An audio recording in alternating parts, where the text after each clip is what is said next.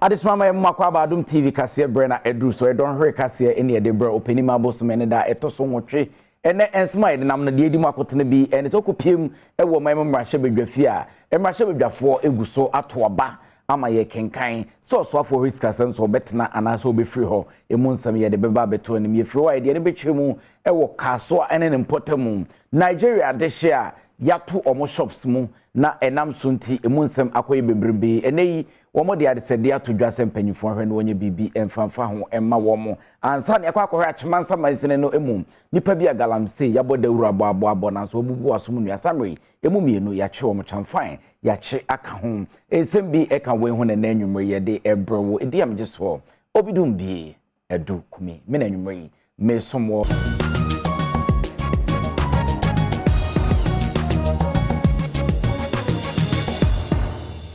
afi yemu ngwansem nim yenkopiem wo mamrahye bedwafie na wo mamrahye bedwafie ne ade a wo mode si wo mani so ene so obehwe hu no se wo so afo a o hiskasem so obetena anase obekọ akoy tumitumi akoy mentumi esanse dom ketwa no anase dom kuma ne se opanyina na dwumadi a wodi nsem fata edom kase no so se ne dwumadi a wodi no ewom se ensem fata na so kwan ya dom kuma ne fa so no enya ade a eso ani nti abato ena apiem we secret ballot e ho nsem te se yenkopiem wo mamrahye bedwafie ne nkore said no ma iskoy. No, I'm on warning. I've guided this house so well, at least in the novelty of a watershed in the exercise of the mandate of Parliament when it comes to parliamentary oversight. But Mr. Speaker, few lessons for the future. Few lessons for the future. One, Mr. Speaker, the report that we have adopted failed to make a finding of facts and to make recommendations. Probably into the future. I know that is not your wish. In the interest of openness and accountability, a committee of that stature appointed by you must be able to relate the words of those alleging against those who want proof.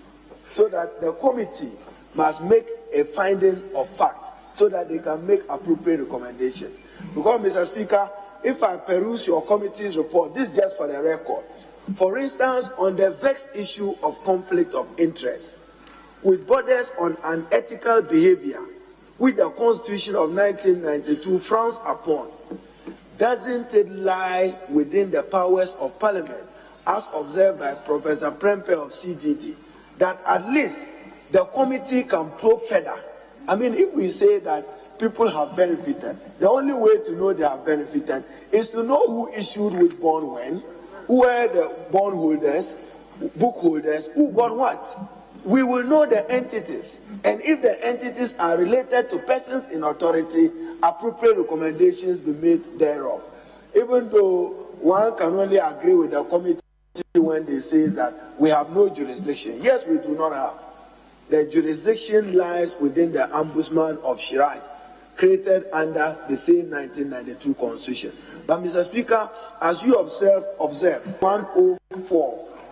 imposes a burden on Parliament when a committee is asked to investigate. The committee should not be in a haste to conclude its work. After all, many of the issues we have raised, you can probe further. For instance, the picture we've shown of Cathedral. At least next time, the committee should be able to go to the site and come back. Because in all this, Mr. Speaker, we want Ghanaians to have value for money, for the taxpayers' money. But I cannot thank you but recognize that history will remember you, that this was your contribution to the exercise of parliamentary oversight, to hold the executive accountable, especially when you have a president I will not reshuffle. Some other institutional authority must do the reshuffle on his behalf. We have sent a clear signal to him that we have passed a vote of no confidence on the minister because there is true hardship. I thank you, Mr. Speaker. So, Mr. Speaker, if they had not worked out and honored their earlier promise, they would have been saving this country. Because, Mr. Speaker, where we are, the country is in life support. What we have done is to give it some oxygen for the next few days. That may not be enough to the unknown world. So, Mr. Speaker, this will be your contribution for the. We will remember you that at least we moved a vote of censure, recognized by Article 82. We'll walk through the process, and I'm sure tomorrow people will know that this Parliament can hold them accountable. But for the majority walkout, we leave them to the Ghanaian people who stood strong with them in their times of hardships and in their times of need, that they abandon them because they simply don't care. Mr. Speaker, I thank you.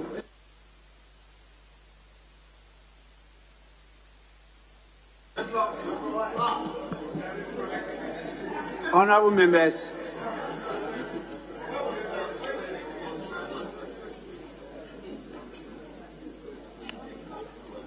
one of our senior statesmen, actually I will refer to him as elder statesman, told me a story. Now when they were in school, a gentleman used to visit them, and whilst walking on the street, he would be repeating one statement. I quote, "If you don't die early, you will see things. If you don't die early, you will see things." I've been praying to God to allow me not to die early so that I can see things.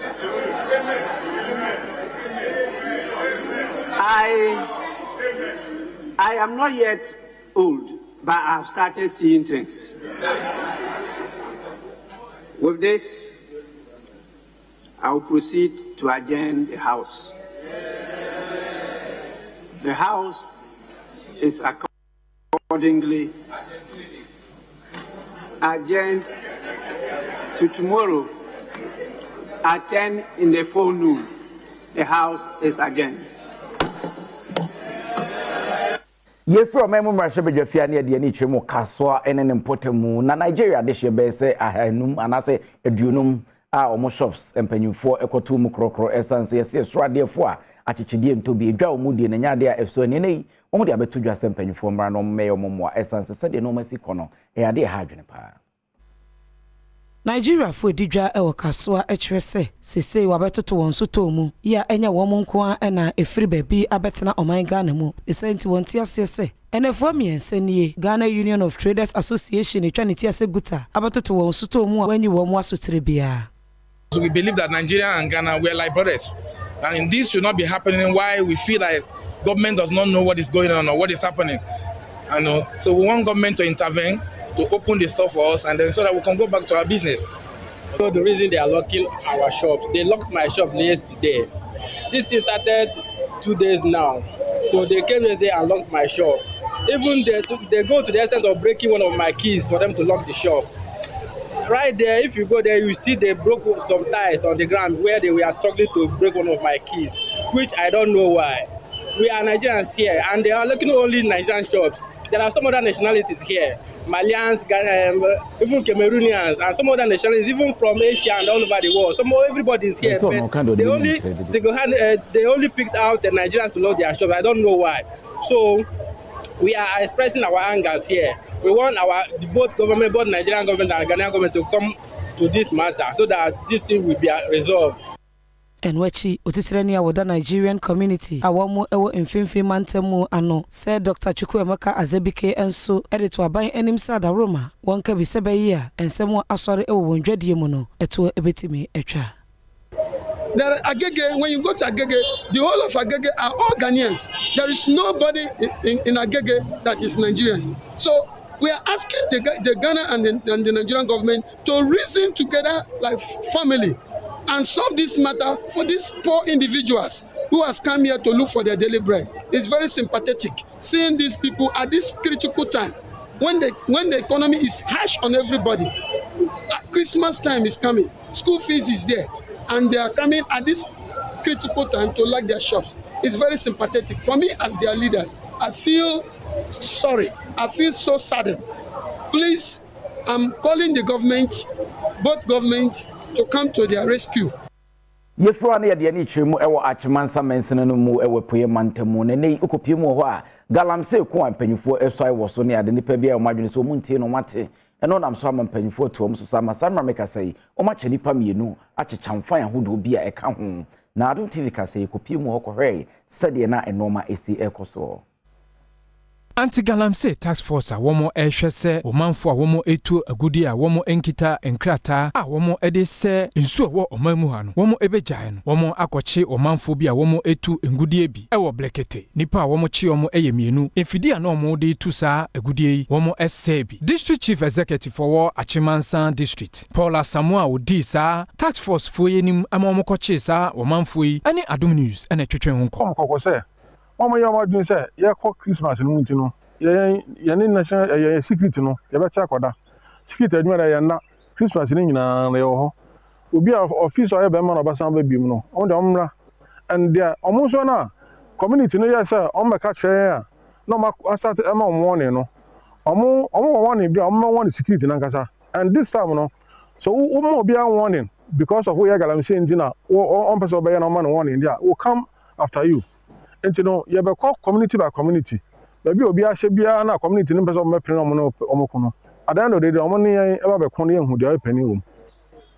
Yefra yamfia ni nchemu ewo drobo ene mpotem na hyenkafo bi ewo drobo wamose konkunta afunu fuse na te se de ntomefra afunu aboata frɛ no ni nyina da ene se empanyufo oju omo sika bi a che se loading fee no mo ne se etwamene bonti nya de obetua na etua kyena.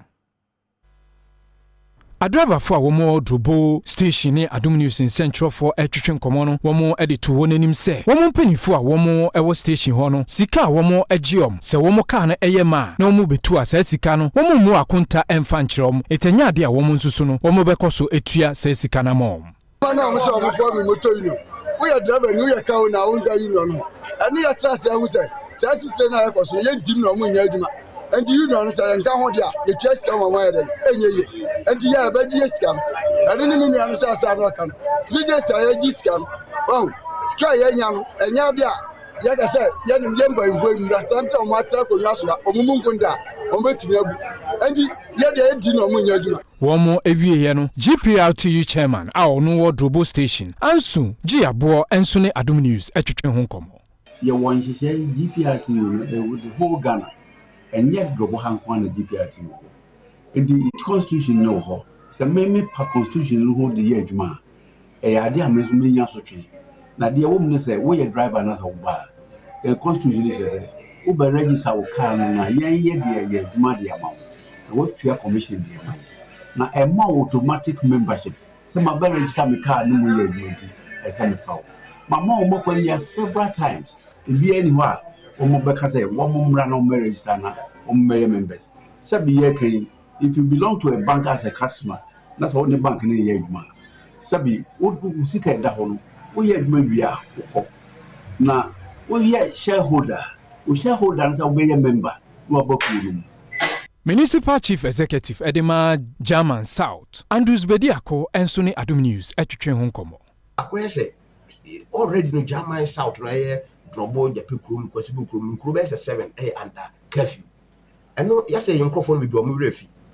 Edi obi a curfew wo ha na wo pese wo sa de mra hye wonsam de ye trase na ye hwe ha na wo de mra hye wonsam a me drama fo no bi mabusuanfo me nua mo na yi nti na asem si ya ye se enkomra na yi na ye resolve ya resolve na ye fi se bi ba bi aduru de nka ye nya asem no kuma sibre all of a sudden ase ebi a mo adwen so mo mfa mra nya adwuma yeguso a washenkafo dwumadi omudi so na GPRTU mpanyufo ena omo de nsema ba beto monten omo se omonte ye se dogo bi kure no abe no mama na dwuma ama na so mo apia oni nyina da ene se womanfo kan na hyenti ade da be ne ye bete so fa ngo boye tete so ne ade womo se nya ade om bete so ne ate so chena Openia Bedichi ono no de nsem etudwa edema Ghana Private Road Transport Union GPRTU Samo Amoa ene Adom News in Central for kasa wo de tudwa se ewo mu setimamufo e de abetudwa se na nka wo mo ehwe nim se ahyen dwumaku a ewo omamu ha no wo mo te fa anwo so no wo mo nsuso ebete ahyemtiade eso nanso abra one Adom News in Central for twetwe nkomo no wo de tudwa se enumre a esese GPRTU ene ahyen dwumaku a aka no wo mo ete ahyemtiade eso Sesi aye kasei ye hunu se aswati kakra ye sha diesel no ejina be 18.9 ana bibi ete sa averagely na sabre no yenim se baby ananka ye wo ayeto sukodu sa ne enduru ho ena de ba ko e percent memufo nyina te ase ne se enye fuo no nko ne the only component ye hye ye de ye calculation when it come to transport fare increment ye was spare parts ye was lubricant ye was taxes meni uka say coming January 1st insurance to so by 30% ani nyina nso e ba be da e asenka for so sabra meni uka say uko spare parts market bibia nsesan ye bona ye de toy spare parts no sa na ye to no engine oil akane na nke to be 100 cedis ni ade epeja ni mu ebi 200 ebi 250 ebi kura ye 300 cedis and over eye engine akane ne bia ye to be 5000 ni ade epeja ni mu 9000 10000 ni akire bibia ensesan ye hunu se ampa fuel price ne eba from kakrakra but ye be sra timamufo so mu benya abotre e de amayen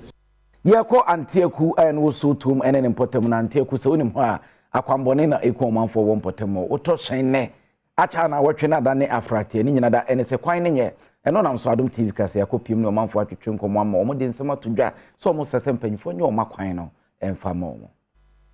Ensemtwerefo nhyiamu a omanfo wa antieku wo so utiumu ga Central Mensi no assembly mu ye ase ene wodi tu dwa se wo ye wadwe se wo ye kire nanso assembly no e de ohye atoso a wantimi ama abonte amaye oye kire no odi tu dwa se year of road a Ghana ban ehye omanfo bone sese akwakoye year of duster emfutronku a ena wo mu ehunu ochre se kwan nya enyenti ama wonwuma ase ko abayaba ya tu aba wonu nya dodo wa year of road no yenya year of dust ensusu aso aba amaya penfo ema epon ukokrom na akofa nema na wo ba na wo faka unya ka chense wo ba antieku obebisa wo se wo betra desert a onfa wo ma se efie bi hye na ye wadwen se obefra fire service ha omba bedu ha no na enipa awudida mi na mi shed lens CCS mbe ye shop no miti desert ho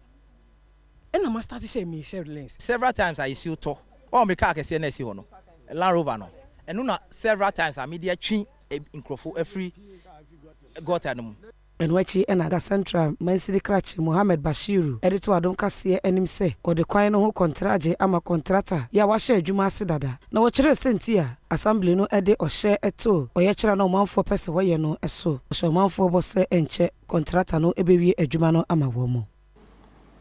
Demonstration M50 road project MPDD road project Kasoa now dede a project no betimi ejai enti na ye ni na ya adwen ko benkrom se demonstration no hia nenti a court order ebemu bebebre ho a demonstration akoso a bia adwuma a ekoso no the contractor no esro for fear of for his life and that of his workers and otimi a free site yesi adija wa ne de aso awo enti abaya na musini ne na twetwe nkomo no na ye home somra ye ba Adom TV kase de aka de beto aso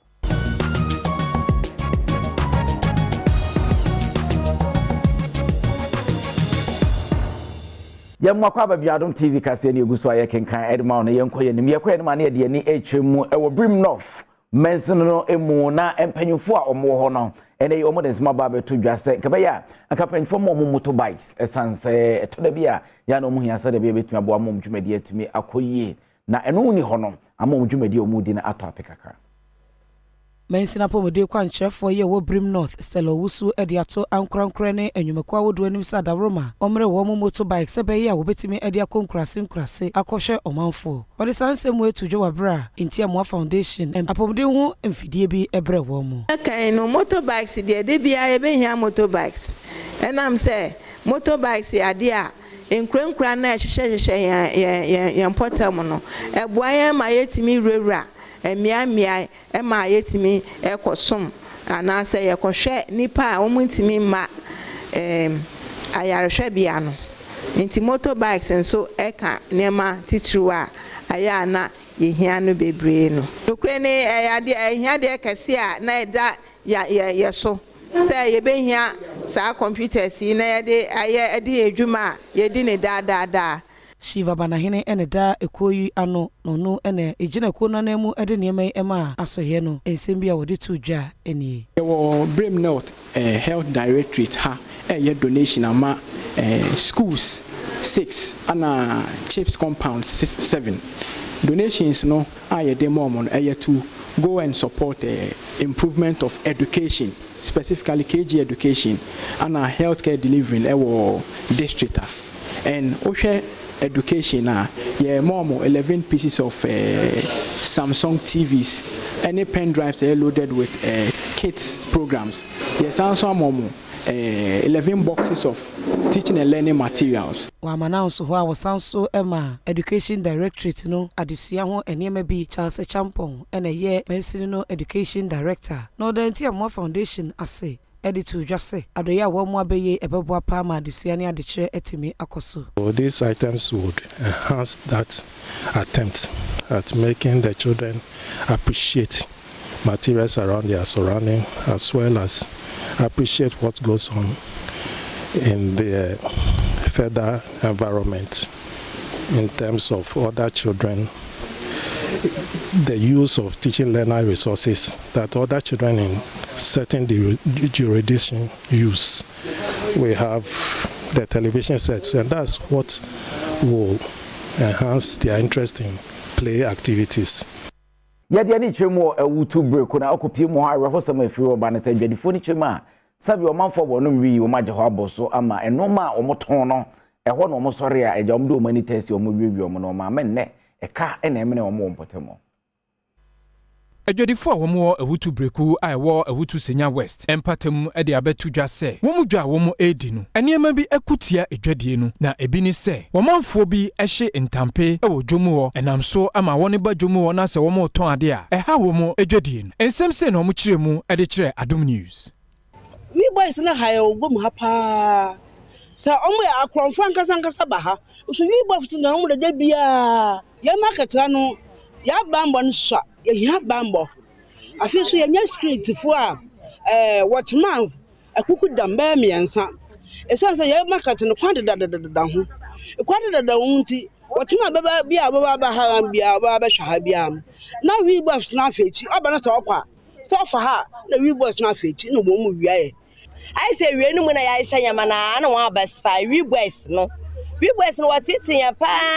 sabi mpedwa sahwa na asa mi kofa beef begu ma di mo ha sa no mo ehun se mi ja beef no guma nti o betwa net no eno mo si sa beef no obi no ko si sa banchi na brode won kwa bibia wo kwa to no fufu e bi so ade a egu na na boyeden nti esra ban we boys no me sa wo nyina on fon ko mo adwuma den wo prison ho na wonya ofimu fia onye biem. Na we enam so ama post commander wo empatemu ho chief superintendent Joshua Semenyo e de atudwa se wo mu be de ombetimi se ne omo ebe pagya banbo mu e wo dwomu ho mo poano mo ni bibia wo betimi ya mo di a share na konfo no mo wiawia o ti ase ha na so bi o ho a mo mama so nti quickly ne ne betimi aye no ne me aye pese e konfo no mo haha mo market ha o ti ase entina ya waje simon so ye ni ya fio na fe yemfe ne nchemu e wo mampanyini akache na enei oil and gas terminal kese pa empanyimfo apawont magana mampanyina na adodan kwakufu ado wona ne so apaso mu etwa mu e ma bibia etimi ekonka Adom TV kase yekopie mu hobi ekohwede koya sa dry bulk terminal ya Ghana ban edebe ebeboa ama enema pepe bi e wa Ghana etise manganese bauxite limestone iron ore ene de keka ho oman no etimi ekoramu yi asaso yeyi mampanyini na nadanko akufu ado ekasa ene wodi tu dwase afi bia no cargo to no bese opepe aduasa ene betimi afa afi nso cargo ho adwumadie bia nso ebetimi akoso e Takoradi port wa adwuma ebeye no edisika ebeba oman emu ebena mampanyini ekasa ene wodi tu dwase sisi enema nan ene wobepa ho entoma ewo Takoradi. The port of Takoradi was conceived mainly because its initiated thought was an ideal location for the export of raw materials with which this region is endowed. But as I have said on many occasions, the idea that we can project our development goals on the production and export of raw materials and still think we can rid ourselves of the shackles of underdevelopment and poverty is not a well-grounded one. We've gone past the days where the port of Takoradi was seen to be the preserve only of cargo imported into the country. And Takoradi, the port of Tema, was seen to be the preserve only of cargo imported into the country. And Wachi and a director of ports and so Edin Samawudo Bituja, a Jumediano Ase. And Ghana Ports and Harbours Authority. That terminal, as you heard, has a capacity that is rival across the sub-region, just like Tema MPS minus 60 meters. And Abidjan just last week opened a similar terminal. And then, of course, Lekki in Lagos and Lumi in Togo. But the competition is very, very important because Ghana has a special attraction for which, even if you have similar facilities across other regions and countries, we have a special attraction that will bring ships to our country. And the MPS in Tema is a testimony to the attraction or attractiveness of our country. So we are happy to be in a highly competitive environment where we have the latest state-of-the-art facilities. Yefro na fe yemfa ye ni enchemu e won sanfu furu mu a to da bia nipa bia sabia mu sabia nyado ma no sisim na so wadi dem omokopa adwuma obehwe no na wo ma omofo omo adwuma na no omotete omno mudi omani na afia da patwe na yesre wo mo ne ade ene yafutuo akọ ede ama wona wo fa adwuma na se sa no ma ne nyina da wonhwe no wontwe ho emfa firi ho. National Secretary Edema Yenuanum a womo atochima a womo dini GSPD Nimo Elizabeth Emmanuela edi futuo ama omanfo se womo enhwe se womo nyumama womo ewo no omanfo a womo atochima no womo nye yimu emfa enwumadie bia sese ye de hye womo nsa abrode Adom News in Central for twetwe nkomo no wodi tudwa se so bi ho atochima na enche se sa nipa no so na adwene atochima Dienti na obi a wadi dem wona kwa bim wabɔ modin se mesua de na mensuma fata na de brebi ho a mensa aka na wo kɔto na dwuma mu a enipa no ofata ne qualification perfect na dwuma yim perfect nanso ne disability nti na wo bu na nimtia e hyada mo ebi no letter say ye yi won adi om hyada yen ya ka de se me ameka say me o municipal officer me ho to me nanso me tie ne makoto akurase ni nyina ye nneoma empanifo bi eya emmoa yen enti e be stress e obi a wo ye adwuma panyi no hwe se obi wo adwuma mu a wo ne be di ne yie na Nyankopɔn so e be ka wo ho. The Oyo Secretary Edema Yenuanum a omo atochima bekwai branch no Josephine Ofosu enso ne Adom News etwetwe ho nkomo. Me am Mijina hey, me a victim. My worry 10 years. Me never manawo nkola 3. By true me disability nti, my fa challenges bebre mu ama me am de ahomete ejaya ware no. Enye easy maye. Atetie ebro. Te say and some ways upon ways a free sebi be manano be ka kirebe no. Ye se munya ma ye ware mu. Edi nti na wose ye ware mu. Te say ya de bebre. Opening back on so a ono nso ebepie e won patem ho no dwumedi e koso no Henry Opoku ware enso ne Adom News etwetwe nkomo titimire mo no na omo perception bi say bi bepa bia emfi obi a sebi why physically challenging no nanso enne enyoma asesa bebre enne ukoba bi biara ohu say aban ahyehye mra a eche se wusi dan a e wo se onya oye provision for the disabled obi a sebi kuta wheelchair obi a sebi ne nan kura wontimi nante no awfo se ofasa akwan no so e de fosoro a yeye Yefro na fe yemfa ye nchemo kan kwanhia mu na kan kwanhia na ha adwene enkankan se afene koye na wie duru ana bonsam afahama na kan kwanhia na ensema ababesi ene se afi wohwemu a etifido mantem nko ano kan kwanhia akoso ne mumegya hyehye nso ekosoro no eno so ama na home ne so pa ma samra meka se gya hyehye nko ano eye ahasa aduanan 34 ena akoso wo etifido mantem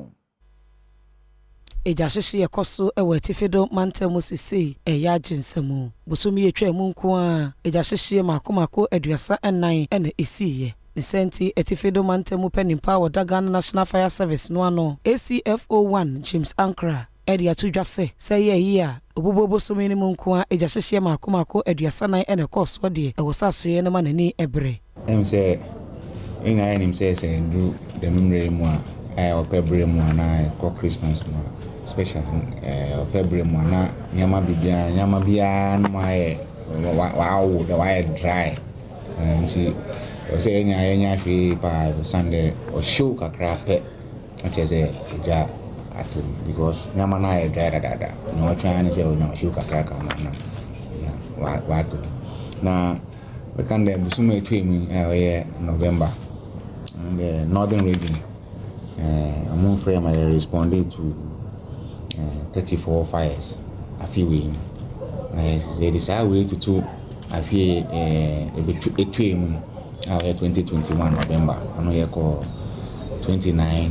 fire incidents. So we can say a few weeks here no across road. Enwechi of asa akonya ne sonso e de foto ma o manfo ekwan yo befa so abo ho ban afri eja hyehye ehu be friend say overloading yes na tell say o show be ban cord no cables no obey heat and appliances no obey heat and other obedo order them so na tell say o show no kodo ana eja atom nti nya extra man for say if you feel air ko ejuma electricity adi be use electricity gadgets be use the day while say TV say fridge mpo ase say plug ina or protect na fridge guard you are safe only fridge guard penetrate say problem until radio TV iron bibia light na fan air conditioner na adum na edika etu nia plug mono na etu free plug yenko enkwanta south mention no emu ekura friend say enkwantan na okopie mu ewo ho a omanfo wo mpotemo no so mo se pa se Gary factory wo mpotemo no ka be yanka aban empegem e man nko so Gary hu dwa no mu die na so eno man hyeda nkoye emfa mo Adom kasi amani boni obrempomba owusu ekọ krontan okohu se ema womo eye Gary ede adwumaden ena eye ode wonsa efete banchimoria kosi se ensuo ni nyina ebefiri mu ansa no wahye Gary ni ye no ase wono eye se adwuman ensem bia wode tudwa ene se aban ayi nani ewo Gary ni ye hokora na enso Gary eyade a wode sika hye mu a ebetimi atwesika aba omayi emu wode sra wode to aso ye hye emfididwuma so enim ne sada roma omre wo mu mfidie emawfo nya adwuma esanse ma woye no eden pa gali ono wa dibida koko ye nyina yedi chocolate yedi banchin su yedi gali ebia obi wo obi the beans raw a won for gali ngum obi su wanye gali a won the beans ha ena tete ni aba na o se paracetamol kora banchin yedi ye aduro bebre banchin yedi ye ha eti se ebe ye nko ade a aban onye na omfa ye de mre on fait des mre so ye pa ene de anko ye no anka be boa ye pa ye ni so be je pa because de bia atu akokofo bibia atu akokofo atu afonso banchi fonso ye bre galinzu na support nkwala nso school mu nti e ba no sana so be bibia fa ho sadia anka be boa ye oho na so mi be duru ye ma ho sere na gali na eside ye no obre wo meni mi kuru ye be sora ahwachi ni yakotu banchi ekotu ani motoki abefa obasa atweja hu eja otwa nya eja nketewa na edi aba ebi agali na edoso a etimi soro ba ye 1 o'clock na ya chi na su gali ya nkoso o hwe ne mamu nyina ade a obrewo mu na ye gali na su gali na nkoso bra enti sa bembe ye so be boa ye de a epeni wonkurase no be ya ma e bia won ma ye wokura onu kura na mani age because kokofo nkwa ne coffee ni tashi no mo scholarship aya sana se ya sisi uhwe banche na yedon kasepa na uhwe nkrazi nyina surround ya they produce Gary more correct it mean no more than 3 cargos na come ba scholarship ba osikoku we ba osisi yenya yes the also esuna niwa si okoku scholarship ayenya Gary scholarship we ni ensema akuafo no e kan na yehomra na afa yento aso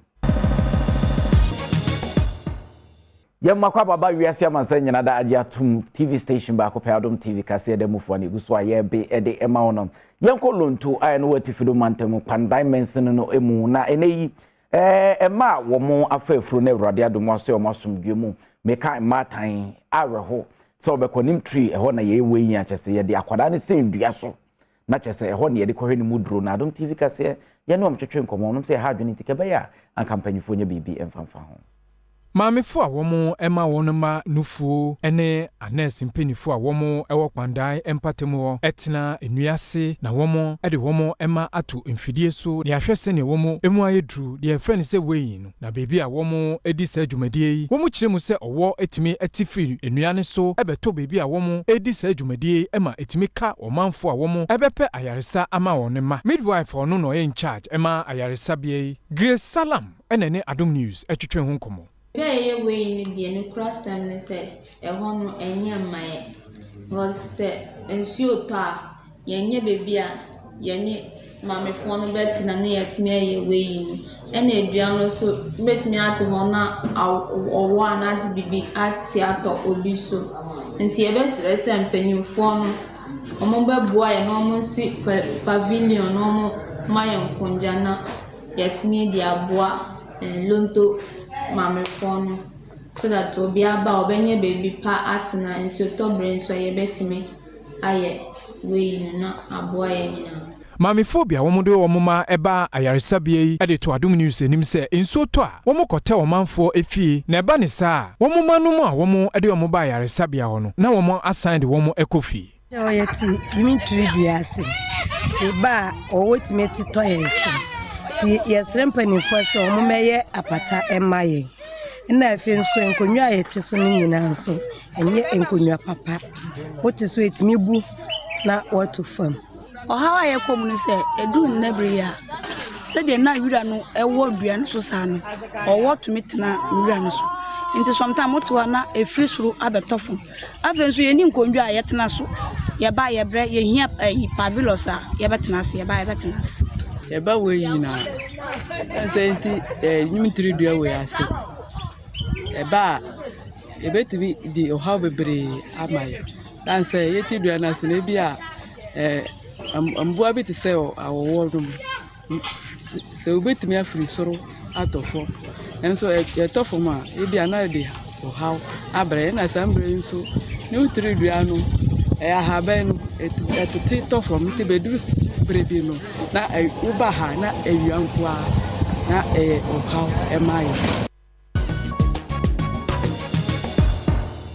Adwadi mu nsam yebo ede ram de GPRT fo akache ne yebo ede era na enei wo mo se mrada ne enti wo mo so da ne bi sei wiase man santen tan kese online wo mo so de wo ho agima sei wo mo so wo mo kɔ na online platforms awodo te se boat Uber ne nua no makeka ho no wo mo so de wo ho agima National Vice Chairman Edema Ghana Road Transport Union GPRTU Imanoni Ankra ene Adom News Kasa abra GPRTU for epaw my GH taxi abefo ekwan bi so a womo efa so ene womanfo edidwa no wode tudwa se di enti a womo tu sa na moyi ne se womo ehwe se ne womanfo a womo ekita hyen a ebi edini boat Uber ene de ka ho womo ekɔ omonim no se womo a womo GPRTU no enso ankeka omo ho a womo ebeka echire every maybe me dadwin ni say mebo modern technology aba ile no GPRTU su beko sa technology no so na yetumi ama yedwuma no akonkan na em say ya partner ye nua dwuma bi no ma beka ho ma ye nyina ya kan bom say ye be provide service ama your customers em say omu fo ye car enunti mesre taxi driver say omu ko app Google Play Store and Apple Store no mun ko download my GH taxi application no na omun fanye ejuma em say na dwe me gina ha say we a me kan Ghana nipa dia en free amonani en free babia ya dia nti mesre say obi anka ho obi amboaye na say ejuma yi enkonkan Deputy Communications Director Edema GPRTU Samuel Amoa enso edin semsi enetudwa Yewo technical men ewo ho aye control room no se we driver ni na se uko download na subscribe a o submit informations na yebe access yebe frɛ waba na yabehwe e ka ne sen wo ankasa o car na ukita no se dia car no ne condition ti enye se yesi taxi nti na tafrache awie wuo bia no no so aba so a ono so akwa ha passenger for yebe access car na hu se car ne roadworthy bibia intact and our driver na kasa nso no Dear so ya agokansie mu nsam ya menua ba Catherine Boga Mavis Mrs Avonyo ba ko pe Vesdel papa bi amansa nyina da agina tumu akwamu de hye wono ene de bro mo fide na Mama akwaba de ba agokensie so me the savonyo fale dia jobolady Vesdel papa bi nam de nsem ne bra seda enko enfama Miss Goldie's boutique wono ene hyem atare kama brenye ye dui de mpacho kona kache na onsiesi kama o Santa Maria ho ana bibia enko nkan na me ko nsem ne mu di ahye ne so se Enkane president the Ghana Football Association ora kwesinya ntechidi abetudwa se Abrantia Kudus Mohammed Abrantia woda ne wedi ewo World Cup ayekoye ya yamfa hwe ameyi wachesa Abrantia ne star pa de Ghana nti ye bomodin ye manage omu yi any players na aka na dache ebeboa Black Stars of Ghana Mohammed Kudus Lima ball very outstanding na ye mompa ye mano na so to me twa the performance is so and the dachi ono na the team no better no better na wa swama ye because a very very very good player so you boni anka you boni din bebre and the so you Ghana ni ora sameko for a member the Black Stars committee na what they abetu just say journalists for amatumanu edesi Black Stars for so wom kwa wom amomode no wasrem adeye mwakakakra ye na momu no mompe solutions ebeboa amadachi bi no wom kwa amane se bi. Let's just hold them into the high esteem. It's not like we have to brush them, but we should them for what they have achieved. This young team, Germany, coach said something. They are now trying to go on the street to find the talent and giving them football to juggle, to do whatever they want to do. But we have it natural. So please, we shouldn't point fingers, and like I said, but we should try and find a solution. How can we get better from here? It started all with all of us. So please, I'm pleading, and I'm just saying it again. We shouldn't point fingers.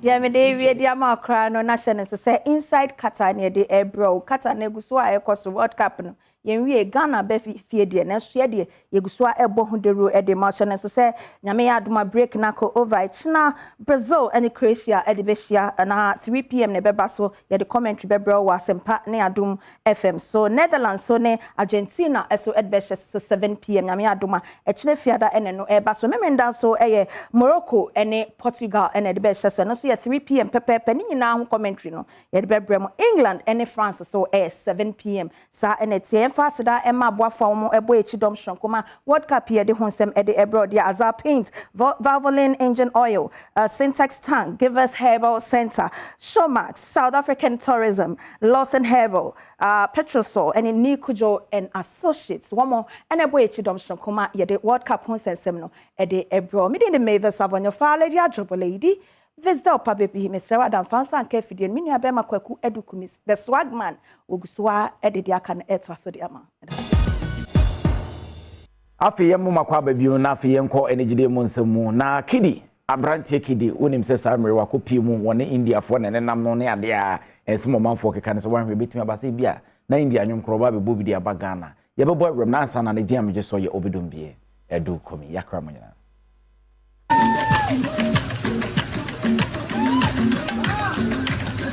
High life ni Afrobeat drum to me kidi e da ba to just say enchekra or the drum foforo bi e ba ya sa drum no oni okunani of free Bollywood to sikuma e na e de ba no to ne din session tap this answer be feature or de share of free Indian interno kidi de nani atre India mine no mu asase a wo sua wo mu asa no ebi na enyom ne kasamfoni fa baabi e be to aba for social media so no Ghana fo energy na yomo wo pa